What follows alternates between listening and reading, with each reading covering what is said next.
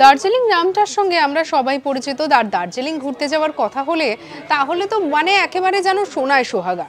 কিন্তু এই দার্জিলিং কথাটা কোথা থেকে এসেছে সেটা কি জানেন? যেটা জানা যায় যে এই দার্জিলিং শব্দটি একটি তিব্বতীয় শব্দ থেকে এসেছে।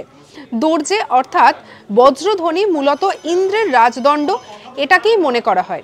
এছাড়াও লিঙ্গ অর্থাৎ একটি জায়গা বা একটি জমি, সুতরাং বজ্রদেশের দেশ আর ইন্দ্রদেবের দেশ, এই কনসেপ্ট থেকে এসেছে এই দার্জিলিং শব্দটি।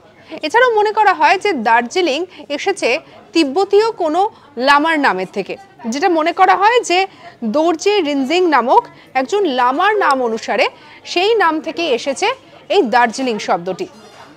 তো দার্জিলিংয়ের শব্দের মানে বা দার্জিলিং নামের মানে যেটাই হোক না কেন, দার্জিলিং কিন্তু একেবারে ফেমাস সবার কাছে। আমার আপনার সবার পছন্দের, ভালো লাগার দার্জিলিং। অবশ্যই আপনারা জানাতে পারেন কমেন্ট সেকশনে কেমন লাগলো আপনাদের এই দার্জিলিং সম্পর্কে জেনে। আমরা ঘুরতে তো যাই দার্জিলিংয়ে, কিন্তু আমাদের হয়তো জানা হয়ে ওঠে না এই জায়গাটি সম্পর্কে। সাবস্ক্রাইব করুন চ্যানেলটিকে, প্রেস করুন বেল বাটন।